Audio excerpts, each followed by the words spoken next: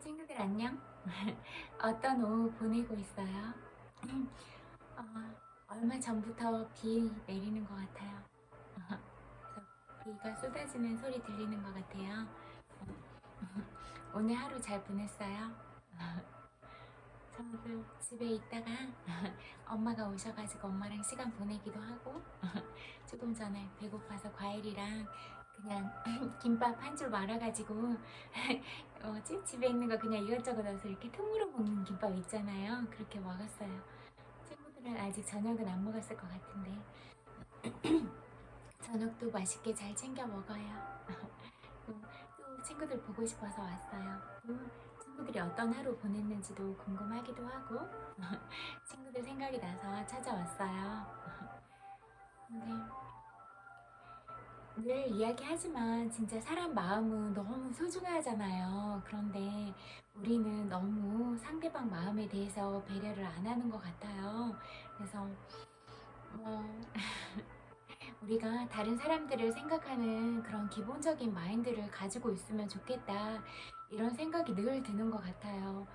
상대방에 대해서 배려를 하지 않고 어떤 사건이나 그런 것들을 오직 사건으로만 다뤄서 그거를 이슈화 시켜버리고 그러면 그 당사자가 받는 고통, 정신적인 피해나 또는 어떤 명예훼손적인 그런 부분에서 피해를 많이 당하면 금전적으로도 엄청난 손실을 입을 수가 있고 특히 돈도 현실적인 문제니까 중요하긴 하지만 그 사람이 정신적인 부분, 마음에 큰 상처를 입게 되면 그런 상처들은 어떻게 감당하려고 그렇게 하는가 그런 생각이 늘 들더라고요. 그래서 또 아무 생각 없이 무자비한 댓글들, 악성 댓글들 이런 거 달면 그렇지 않아도 괴로운 그 사람이 죄책감에 시달리고 있는 사람이 얼마나 더 비참하고 나락으로 떨어져야지 여러분들 마음에 드시겠어요.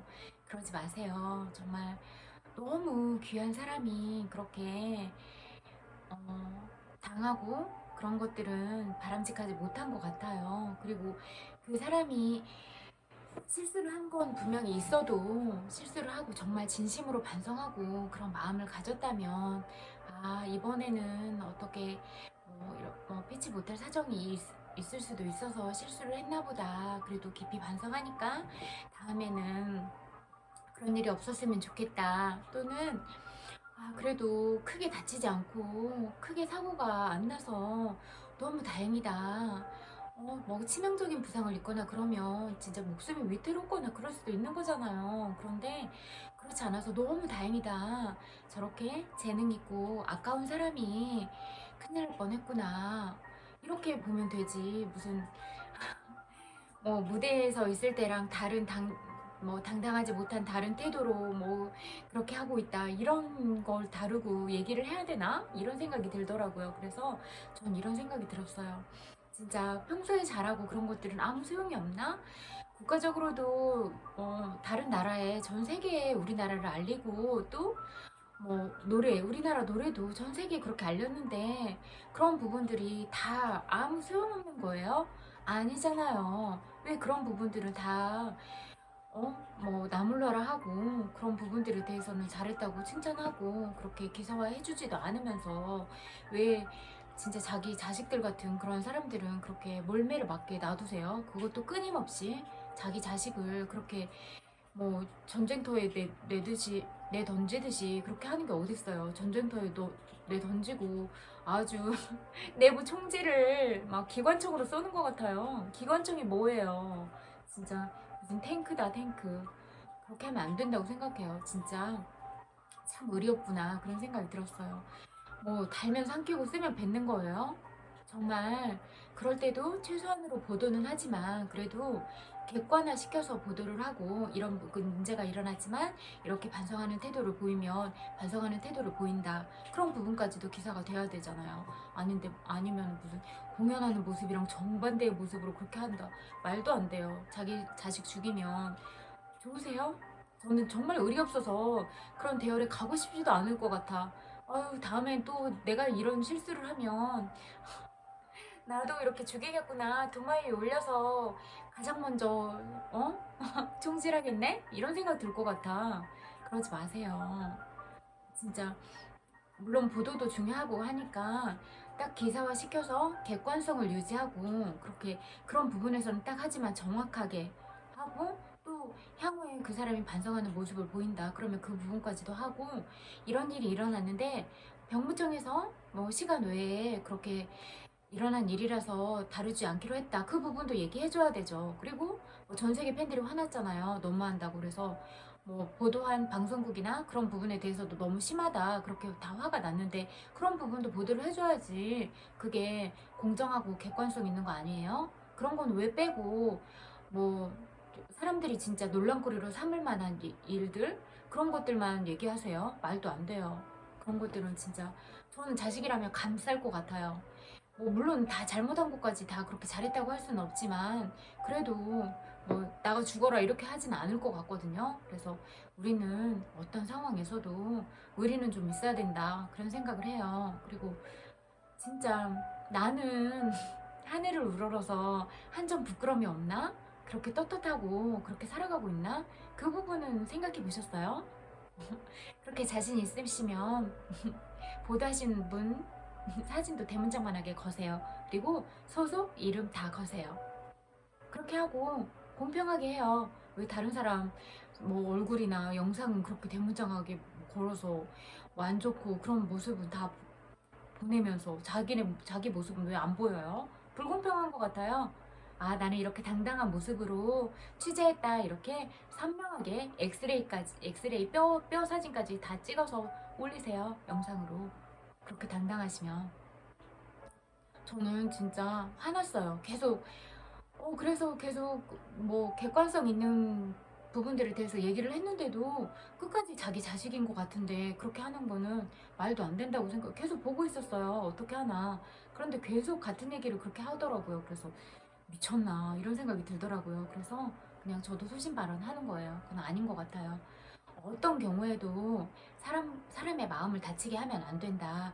죄는 죄 그 자체로 뭐 이렇게 그 부분에 대해서는 인정을 하고 어떤 규칙이나 그런 것들을 어겼을 때는 그거에 합당한 조치를 취해야 되는 게 맞지만 그 부분이 인신공격으로 이어지거나 절대 비난으로 이어져서 그 사람을 죽이게 만들면 안 된다. 그 사람 마음을 죽여버리면 안 된다. 이렇게 생각해요. 그러면 정말 아까운 사람 잃는 거예요. 제가 봤을 때는 정말 아까운 사람이에요. 재능 있고 의리도 있고 진짜 마음도 따뜻하고 그런 너무 귀하고 소중한 사람인데 그런 사람들 단 한 사람도 잃고 싶지 않거든요. 그리고 제가 너무 좋아하는 사람이고 제 심장보다 아끼는 사람인데 눈물 나고 그런 거 볼 수가 없을 것 같아요. 숨을 못 쉴 것 같아요. 그래서 숨 쉬기 위해서라도 할 말은 해야 될 것 같아요.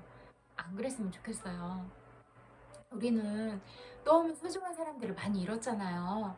이제 누구라도 잃으면 안 돼요. 그래서 진짜 그렇게 뭐 마녀 사냥 하듯이 그렇게 하지 말고 누구 죽이기 식으로 그렇게 하지 말고 진짜 뭐 권력자나 진짜 재력가나 그래서 온갖 부정부패 다 저지르고 그런 부분에 대해서는 왜 끝까지 안 파세요?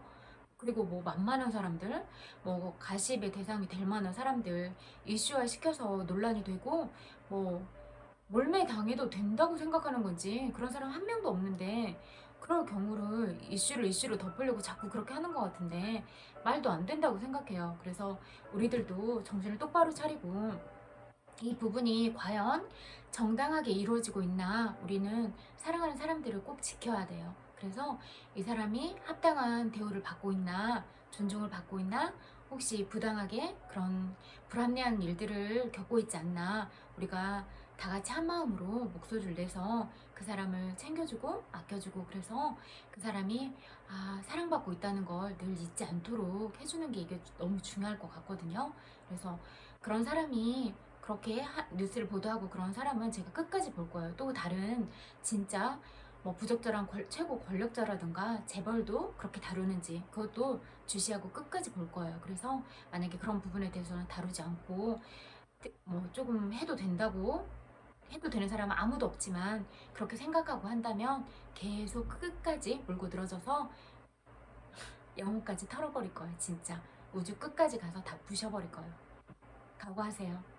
저는 원래 하려고 하면 끝까지 하거든요. 그러니까 그런 마음으로 하지 마세요. 저는 진짜 너무 약하고 보호해줘야 되고 그러면 끝까지 지키지만 진짜 부당한 거에 대해서는 안 참거든요. 그리고 그런 건 참으면 안 된다고 생각해요.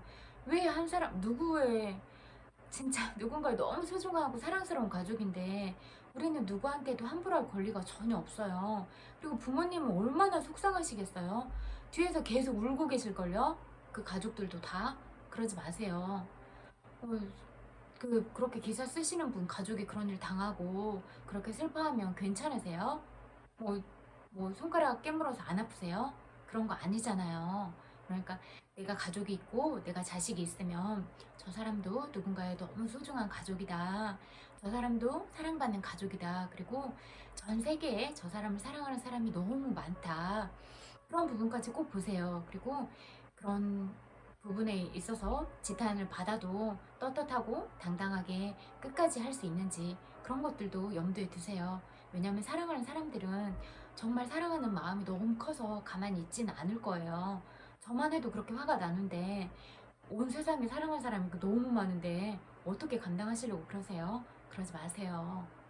계속 이렇게 했다고 해서 제가 객관적인 것들을 얘기를 해줘도 끝까지 그러니까 참 자기 자식을 죽이려고 하는 것 같아서 너무 어이가 없었어요. 그런 일이 어딨어요. 그런 경우가. 저 같으면 아무리 그렇게 누가 외부에서 하려고 해도 내 자식은 감쌀 것 같아요. 어? 내가 잘못했다. 내가 교육 잘못 시켜서 이렇게 됐다. 내가 교육 똑바로 시키겠다. 미안하다. 이렇게 할 것 같아요. 어디서 그렇게 하세요? 말도 안 돼요. 너무 속상해서 이런 얘기 하고 싶었어요. 그러지 마세요. 잘못한 거는 그래도 반성하고 그렇게 하면 되는 거지. 이미 반성하고 편지도 그렇게 진실하게 쓰고 뉘우치고 있고 그러던데 너무 그렇게 몰아가지 마세요. 그래서 재능 있는 사람이 또 다시 다른 위치에서 다시 그렇게 반성하고 그런 시간을 가지면 자숙의 시간을 갖고 나와서 또 당당한 모습으로 그렇게 설 수 있도록 우리가 마음으로 안아주고 그렇게 토닥토닥 해주고 그렇게 함께 가요.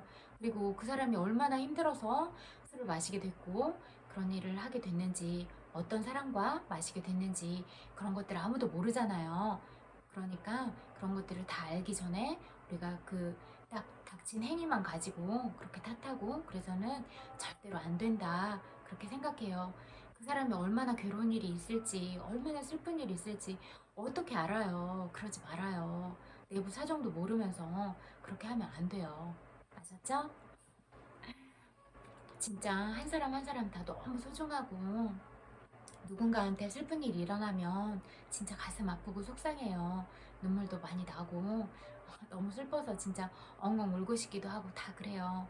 제가 보기에는 다 똑같이 사랑스럽고 너무너무 귀한 사람들이에요. 그러니까 우리가 그렇게 귀한 사람들인 만큼 다른 사람들도 그렇게 귀하게 대접하고 사랑스럽게 대하고 늘 아유 무슨 일이 있어서 술을 마셨나 뭐 괴로운 일이 아니었으면 좋겠다. 많이 안 다쳐서 얼마나 다행인지 모르겠다. 다쳤으면 더 걱정됐을 텐데 그렇게 따뜻한 사랑을 지속적으로 보내주세요. 뭐 한 번 실수하면 죽일 놈이에요? 아니잖아요. 누구나 다 실수할 수 있고 그 실수를 인정하고 다시 반성하고 그러면 더 좋은 방향으로 얼마든지 성장해 나갈 수가 있는 거잖아요. 그리고 그 부분에 있어서만 잘못한 거지 그렇다고 해서 그 사람이 죽일 놈이에요? 아니잖아요. 그 부분만 실수한 거지 그 사람과 실수는 다른 거예요. 그러니까 잘못한 것과 사람 자체는 분리해서 보시고 그렇게 한 사람을 죽일 듯이 그런 상황으로 몰아가지 마세요. 그리고 잘한 건 잘한 거고 잘못한 건 잘못한 거고 그 사람은 사람 자체로 너무 귀한 사람이고 그렇게 각각의 영역으로 나누어서 그렇게 보세요. 실수를 했다고 해서 이놈은 죽일 놈이야 그런 거 절대 아니에요. 아셨죠? 사랑해요. 책 읽어드릴게요. 놓아버림에 대해서 또 읽어드릴게요.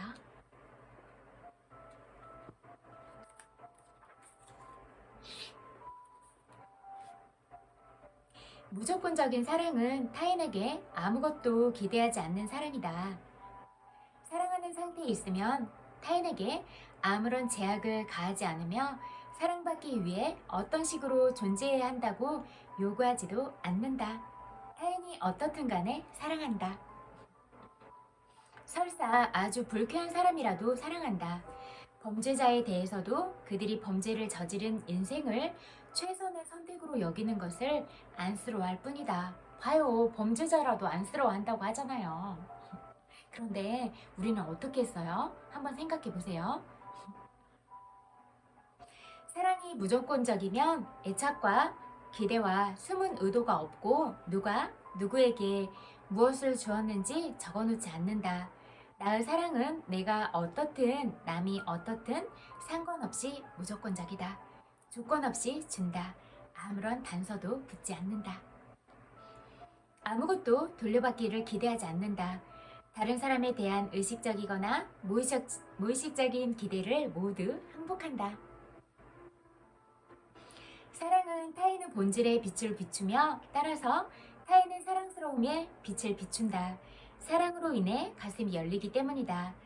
지각은 사물을 인지할 뿐이지만 가슴은 안다.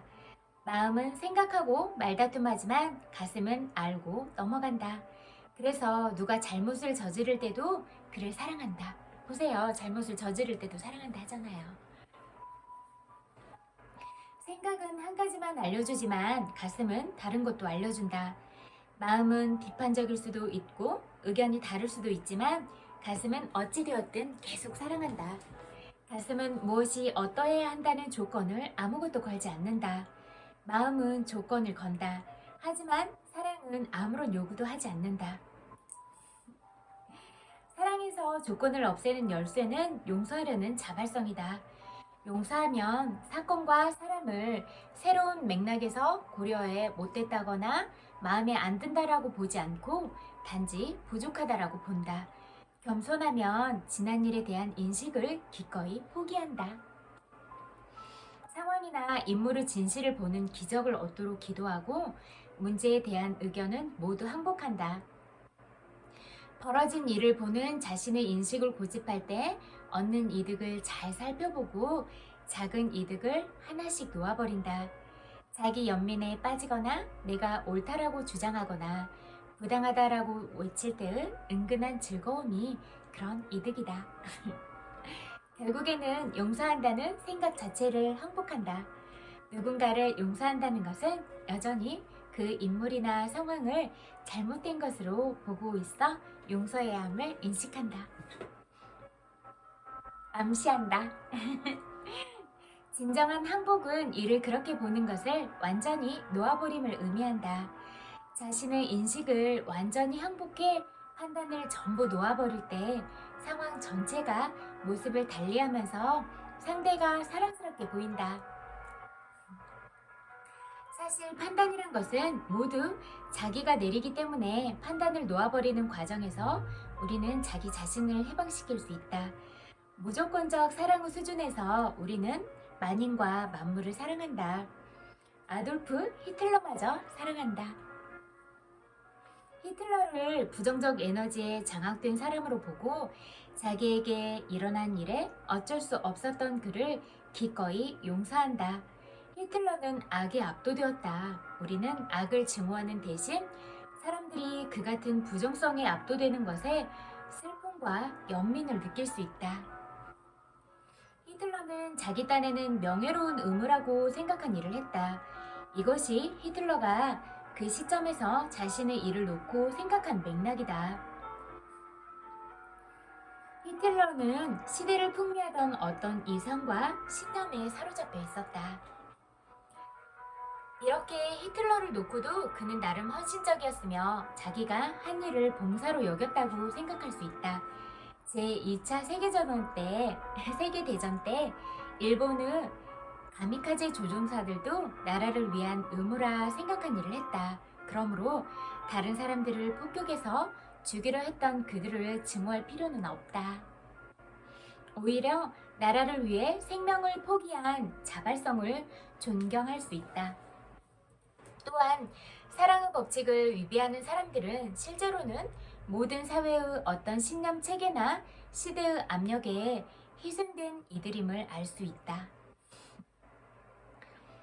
일체성, 의식의 상태가 진보하면 모든 존재가 새로운 의미를 띈다.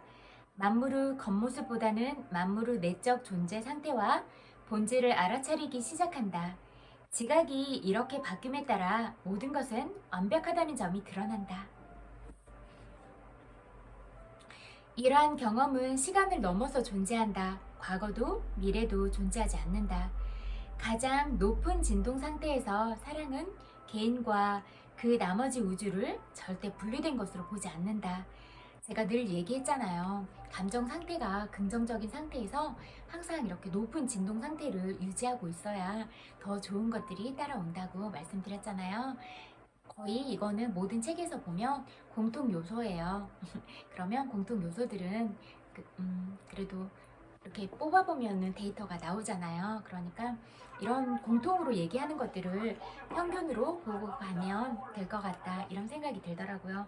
또 아니면 이제 잘 몰랐을 때 어떤 새로운 사실을 접하게 되면 이게 맞는 얘긴가 늘 객관적인 사고를 하고, 그 반대로 역발상을 통해서도 사고를 해서 사고를 확장시켜서 늘 생각하는 힘을 가지세요.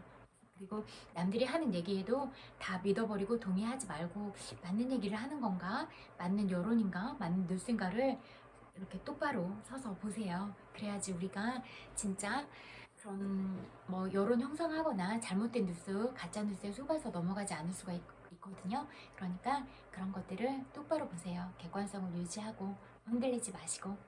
그래서 사고력을 확장하는 게 너무 중요한 거예요. 아셨죠? 만물과 완전히 일체인 상태를 경험한다. 이 상태에서 만물의 완전한 일체성은 세상 속에서 자아가 갖는 평범한 인식보다 현실감이 큰 것으로 심오하다라고만 묘사할 수 있다. 이런 내적 변화가 일어나면서 외부 사람이 보기에 그 사람의 생활 방식이 바뀔 수도 있고 바뀌지 않을 수도 있다.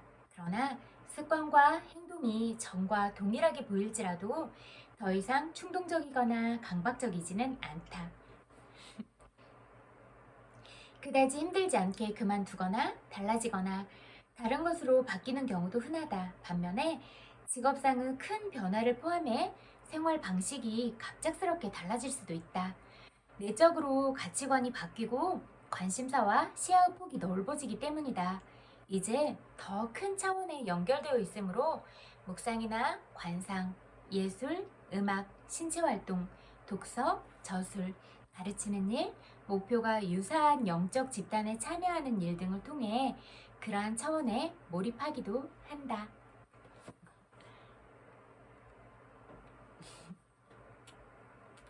이제 놓아버림은 더욱 자연스럽고도 지속적으로 이루어진다. 내적으로 고요하고 아름다운 시간이 더 자주 오고 더 오래 지속된다. 이 현상은 아주 심오한 수준에서 일어나기도 하며 이상하게도 크나큰 내적 혼란과 투쟁이 뒤를 잇기도 한다. 이렇듯 강렬한 내면 수행의 시기가 오는 것은 더 이상 부정성을 용인할 수가 없기 때문이다. 이제 의식의 힘이 커졌기 때문에 의식의 가장 깊은 수준으로 들어가 문제를 다룰 수 있다. 얘는 자신의 정체성 내지 자아 개념이 생기는 근원과 관련된 문제들일 수 있다. 끊임없이 항복하는 시기가 오래 이어진 뒤에 깊은 평정과 평화라는 큰 발견을 할 수도 있다는 사실은 다음의 예로 알 수 있다. 나는 멈추지 않는 환희의 상태에 있다가 어느 시점에서 일어난 사건으로 인해 타인과 연결될 수 있는 가장 깊은 통로에서 생겨난 갈등을 알아차렸다. 갈등을 직시에 완전히 경험하기는 어려웠다. 하지만 그때의 지배적 상태는 갈등 쪽으로 부여되는 고도 에너지가 아주 많은 것이었기 때문에 내면의 갈등이 올라오게 하고 그것이 자연스럽게 전개되도록 해 최종적으로 해결할 수는 있었다. 갈등은 꼬박 열흘간 지속되었고 그 기간 동안 갈등을 끊임없이 항복하면서 다른 식으로 바꾸려고 하지 않고 놓아버리는 접근법을 썼다. 여기까지 읽을게요. 그리고 또 나는 4시간만 일한다, 이 책 읽어드릴게요. 누가 뉴 리치인가? 10분 후 1시간 안에 90% 결과를 이루기 위해 자신의 일정을 재조정하고 원격 근무 기약을 교섭해 내는 직장인. 원격 근무 결과로 한 달에 2주씩 크로스컨트리 스키 연습을 하거나 가족과 함께 도보 여행을 할 수 있는 자유가 생긴다. 수익성 없는 고객과 프로젝트는 과감히 버리고 모든 공정을 완전히 아웃소싱으로 돌린 후 희귀 문서 수집을 위해 세계를 돌아다니는 사업가. 한편으로는 자신이 만든 일러스트레이션 작품을 선보이기 위해 원격으로 웹사이트 작업을 한다. HD TV광을 위한 틈새 시장에서 한 달에 $5,000 수입이 가능한 온라인 비디오 대여 서비스를 설립하기 위해 모든 것을 감수하기로 결정한 학생. 이 일은 일주일에 2시간짜리 부업 프로젝트로 그가 동물 권리보호 운동 로비스트로서 풀타임으로 일할 수 있는 자금을 조달해준다. 선택의 길은 끝이 없다. 하지만 각각의 노선은 모두 첫 단계에서 시작한다. 그것은 바로 사실이라고 생각하는 것을 바꾸는 것이다. 이 활동에 참여하기 위해서는 새로운 어휘를 배우고 별난 세계에 맞는 나침반을 사용해 방향을 다시 정해야 한다. 책임에 대한 역발상에서부터 성공이란 개념 전체를 버리는 것에 이르기까지 우리는 규칙을 바꿔야만 한다. 규칙을 바꾸는 규칙. 기존 개념은 모두 틀렸다. 나는 당신에게 성공을 위한 확실한 공식을 알려줄 수는 없다. 하지만 실패를 위한 공식을 말할 수는 있다. 그건 언제나 모든 사람을 기쁘게 하려고 노력하는 것이다. 하버트 바야드 스워프, 언론인, 최초의 플리처상 수상자. 현재 상황에 도전할 것인가? 바보같이 굴 것인가? 대부분의 사람들은 다리로 걷는다. 그렇다고 이 말이 내가 손으로 걷는다는 뜻일까? 다르다는 명목하에 내가 속옷을 바지 겉에 입는다는 것일까? 아니다. 대개는 그렇지 않을 것이다. 다시 말해서 다리로 걷고 팬티를 속에 입는 것은 이제까지는 별 무리 없이 잘 되어 왔다는 뜻이다. 잘못된 게 아니라면 나는 고치지 않는다. 다르다는 것은 그것이 더 효과적이거나 더 재미있을 때에만 좋은 것이다.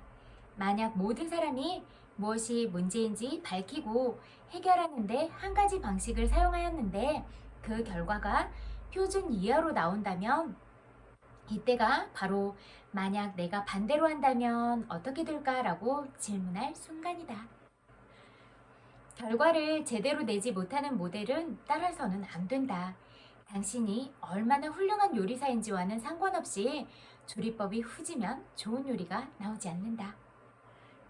나는 대학 졸업 후 첫 번째 직장이었던 데이터 저장 업계 영업부서에서 일했다. 구입을 원하는 전화들 대부분이 잠재 고객에게 연결되지 못하는 단 하나의 이유를 알아냈다. 바로 중간에서 가로막는 사람이 있었던 것이다. 그 후 단지 전화 거는 시간에만 오전 8시에서 8시 반 사이, 오후 6시에서 6시 반 사이로 옮겨 모두 1시간에 걸쳐 걸었더니 비서를 피할 수 있었다.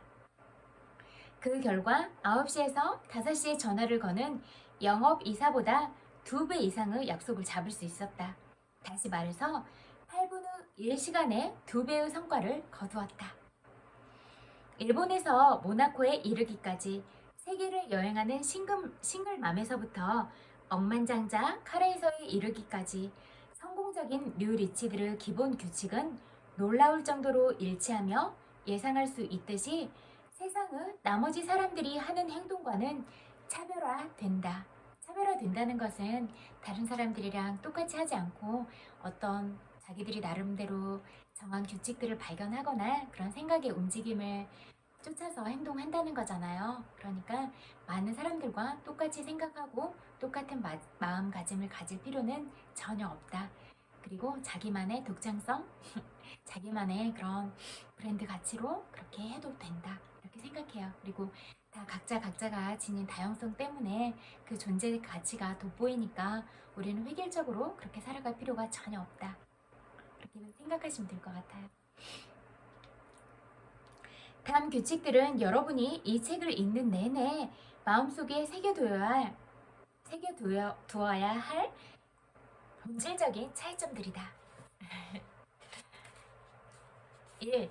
은퇴는 최악의 인생 시나리오에 대한 보험이다. 은퇴 설계는 생명보험이나 마찬가지다. 최악의 시나리오에 대한 예방책 이상으로 보아서는 안 된다. 여기서 최악의 시나리오는 신체적으로 더 이상 일할 수 없어 생계를 위해 저축이 필요한 경우이다. 은퇴가 목표나 마지막 보상이 되는 데에는 적어도 3가지 점에서 확실한 결함이 있다. 아, 이거 읽다 보니까 갑자기 생각이 났는데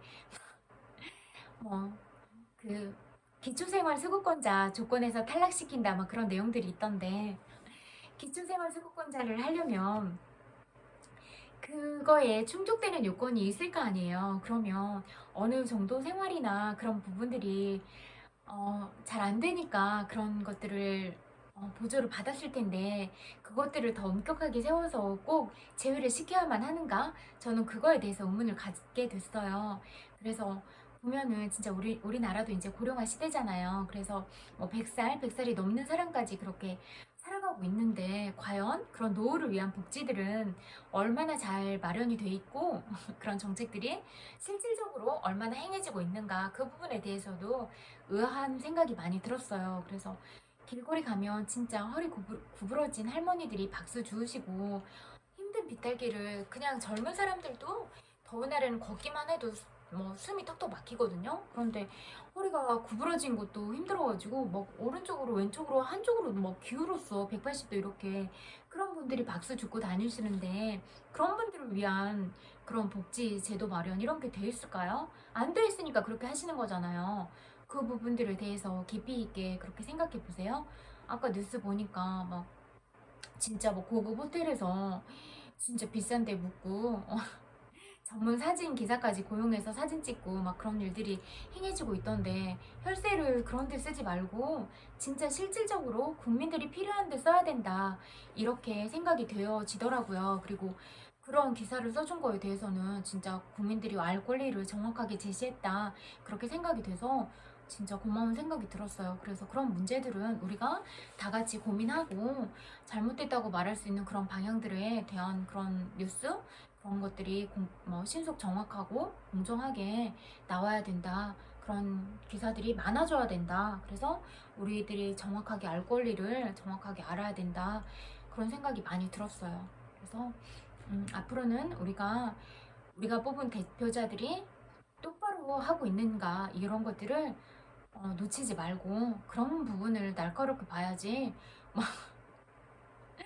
어문 사람 잡아서 그렇게 죽이려고 하지 마세요. 진짜 잡아야 되는 건 우리가 뽑아놓은 대표자가 뭐 국민들을 생각하는 마음으로 공명정대하게 도덕적인 양심을 가지고 그렇게 법들을 바르게 집행하고 국민들의 다수를 위해서 그렇게 정책들을 펼치고 실행하고 있는가, 뭐 자기 사육이나 아니면 특권 소수층만을 위한 정책들을 펼치고 있는가, 이 부분들을 정확하게 보세요. 진짜 우리가 봐야 될 부분은 그런 부분들이에요. 그래서 진짜 비판적인 시각, 그리고 진짜 할 말을 해야 된 건 그런 부분들에 대해서요. 왜냐하면 우리는 한 나라의 국민이고 우리의 대표자는 우리들이 뽑은 거잖아요. 그래서 그런 주어진 기간 동안 우리를 위해서 애써주세요 라고 뽑아놓은 거니까 그분들이 잘할 수 있는지 우리가 늘 예의주시하고 날카롭게 보고, 대표자가 일을 제대로 못하면 그거 아니라고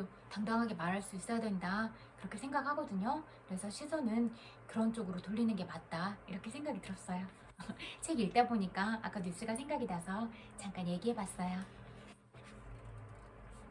인생에서 가장 육체적으로 왕성한 시기에 하고 있는 일을 당신이 좋아하지 않는다는 점을 전제한다. 이것은 재고할 가치도 없는 생각이다. 어떤 것도 그런 희생을 정당화할 수는 없다.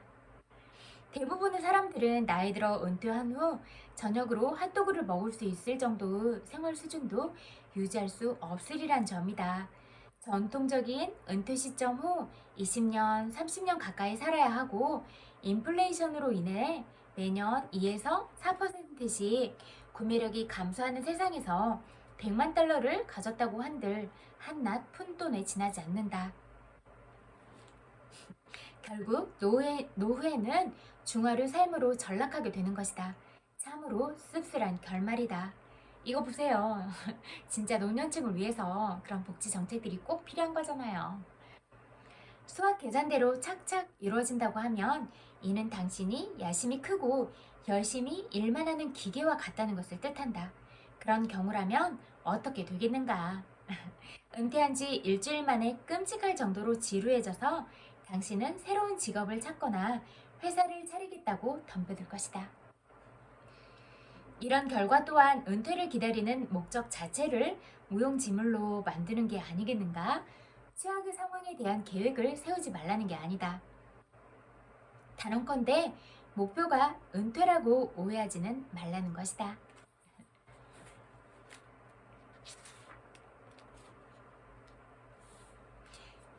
흥미와 에너지는 주기적으로 온다. 만약 하루 24시간씩 15년 동안 일하고 1000만 달러를 주겠다고 제안한다면 당신은 그렇게 하겠는가? 물론 안 할 것이다. 아니, 할 수 없을 것이다.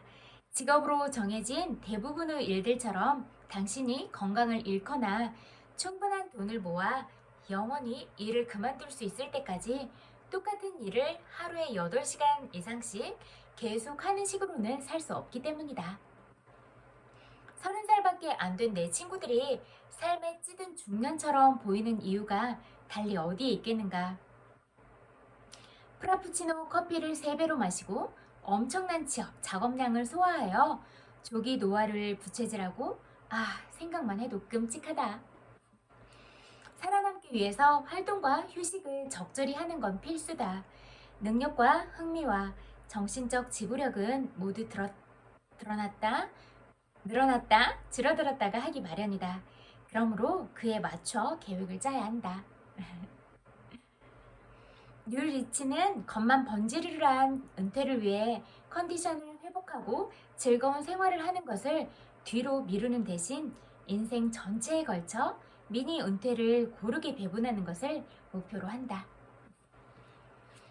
당신이 가장 효과적인 때만 일해야 삶은 더 생산적이고 즐겁다.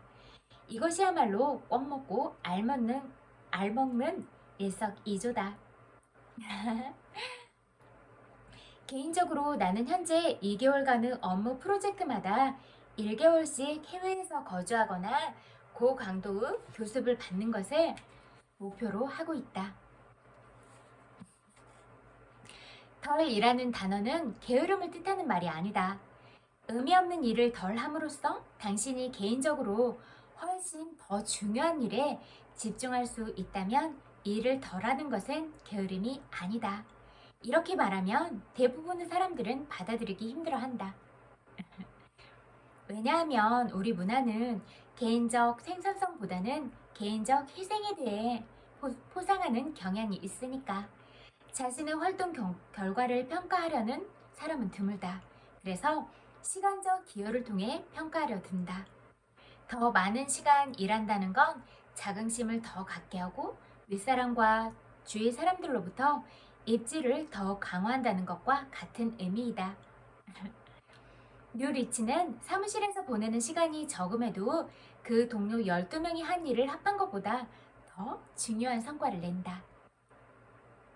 이제 게으름이란 단어를 새롭게 정의하자. 게으름이란 당신의 인생을 환경이나 주변 사람들이 결정하게 내버려두는 생활 방식을 감내하는 것, 혹은 창밖의 구경꾼처럼 인생을 스쳐 지나가면서 재산이나 모은다는 의미라는 식으로 말이다. 당신의 은행 계좌가 아무리 빵빵하다 해도 중요하지도 않은 이메일이나 잡무를 처리하느라 컴퓨터 앞에 오래 앉아있다 해도 이 사실을 바꾸지는 못한다. 바쁜 것보다 생산적인 것에 초점을 맞추자. 이것들은 또 현실적으로 친구들의 삶이나 그런 부분에 있어서 실질적으로 이렇게 도입을 할 수 있으면 좋을 것 같다. 그리고 이런 부분들에 대해서 좀 깊이 있게 고민하고, 그래서 진짜 사랑하는 가족들과 단 한 번밖에 없는 이런 순간순간들을 어떻게 보낼 것인가. 그리고 오늘 보낸 하루가 일생에 있어서는 단 한 번뿐인 마지막 순간이다. 늘 그렇게 생각하고 소중하게 내가 만나는 사람들, 내가 처한 상황에 대해서 순간순간마다 즐겁게 생각하고 많이 웃고 늘 사랑한다고 말하고 그런 사랑스러움에 대해서도 늘 나누고 용기도 갖게 하고 응원하는 말들, 그리고 누가 슬퍼하면 그렇게 위로도 해주고 많이 토닥토닥 안아주면서 손도 잡아주고 그렇게 사랑을 나누면서 함께 살아가요. 우리가 이 세상에 온 건 서로 사랑하고 아끼면서 살아가기 위해서 온 거라고 생각하거든요. 그러니까 우리가 함께 더 좋은 방향으로 성장해 나가는 방향으로 그렇게 가요. 서로서로한테 그렇게 영적인 부분에 있어서 도움을 주면 좋잖아요. 그리고 그런 영성이 맑아지면 우리의 직관적인 뇌가 더 열리게 돼서 실질적으로도 머리가 더 영리해지고 이렇게 되니까 몸과 마음이 더 나은 방향으로 가는데 우리가 이런 것들을 마다할 이유는 없잖아요. 그래서 늘 이렇게 성장하는 방향으로 함께 갔으면 좋겠다, 그런 생각인 것 같아요. 그리고 오늘도 진짜 너무 많이 보고 싶어서 찾아왔는데 항상 보고 싶어요. 마음 한켠에 늘 그리움으로 남아있는 그런 마음의 방이 있는 것 같아요. 심장 바로 옆칸에 방 마련해뒀어요. 엄청 많이 사랑해요. 100만 번 볼뽀뽀 보내드릴게요. 그리고 이제 마무리할 시간, 퇴근할 시간, 그런 시간이 될 것 같기도 한데 퇴근도 조심해서 하고, 가족들이나 또는 사랑하는 사람, 또 혼자 밥을 먹더라도 맛있게 먹고 또 행복한 시간을 보내면 좋겠다, 이런 생각이 들고, 또 오늘 하루 잘 보낸 나 스스로한테도 정말 고생했다, 대견하다, 오늘도 잘 살았다, 이렇게 응원해주면서 하루를 잘 마무리하면 좋을 것 같고, 남은 시간도 행복하게 잘 보내시고 또 잘 시간이 되면 그렇게 편안하게 잘 잘 수 있으면 좋을 것 같아요. 그리고 자기 전에는 늘 좋은 생각, 좋은 기분으로 잠드세요. 그래서 좋은 영상을 보거나 아니면 자기가 좋아하는 일들을, 좋은 것들을 상상하고 그렇게 달콤한 꿈에 젖어서 그렇게 자면 좋겠다, 그런 생각이 들어요. 그리고 수분 섭취도 잘 하시고 또 너무 덥다고 너무 춥게는 자지 말고, 또 배나 그런 부분은 또 잘 덮고 이렇게 잘 수 있으면 좋겠고, 또 모기가 일산화탄소에 접근하니까 또 그런 모기향이나 이런 것들도 잘 피워놓고 이렇게 하면 좋을 것 같아요. 또 아기들 잘 보호하고, 아기 피부는 너무 연약해서 모기 물리거나 하면 좀 많이 붓고 또 그렇잖아요. 또 긁다 보면 또 상처가 생길 수도 있고 하니까 뭐 버물리나 그렇게 모기 그런 것 약들도 잘 구비해 놓고 적절한 때 이렇게 잘 발라주고, 예쁘고 소중한 아이들도 이렇게 늘 사랑으로 지켜주고 이렇게 갔으면 좋겠다, 이런 생각이 드네요. 정말 많이 사랑해요. 그리고 또 제 얘기 들어주셔서 너무너무 감사드려요. 고맙습니다. 늘 고마워요.